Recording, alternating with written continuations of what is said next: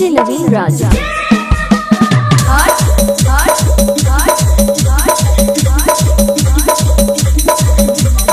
पूजा के सामान लेके जातंगी बजरिया, पुरुजा को साफ साफ लिखली समरिया।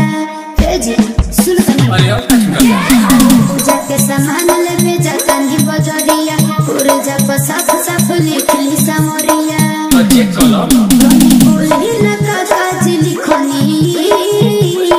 अरे तो सुना बोली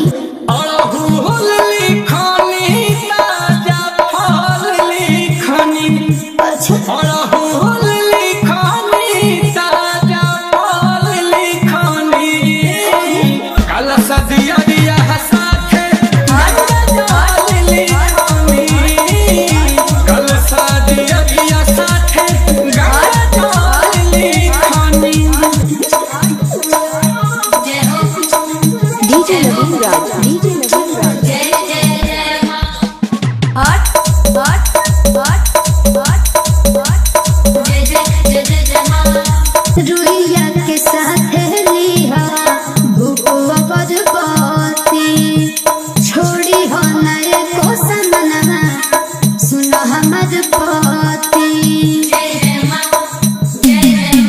कहलू परसनिया सब नोट कनी धनिया एको छोड़ मना नोटी जा सीखनी।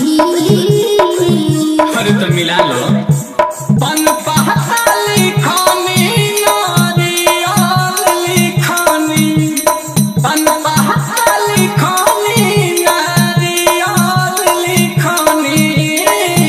कल सदिया साथे नारियल लिखानी, कल सदिया साथे नारियल लिखानी। देख ली और कुछ छूटत नहीं है। डीजे नवीन राज, डीजे नवीन राज।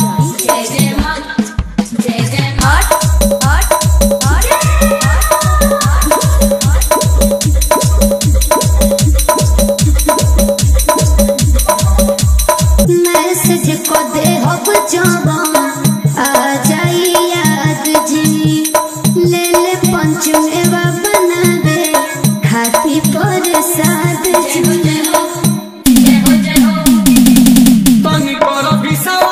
कैसे करी दिल कोमल पिया ठीक से जे देखनी।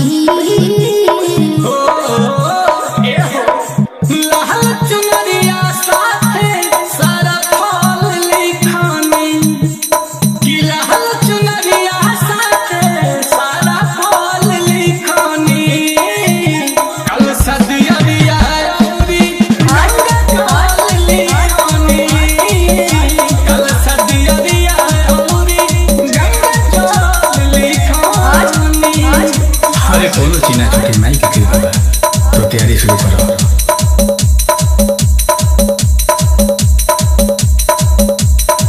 डीजे नवीन राज, डीजे नवीन राज, डीजे नवीन राज, डीजे नवीन राज, डीजे नवीन राज, डीजे नवीन राज, डीजे नवीन राज।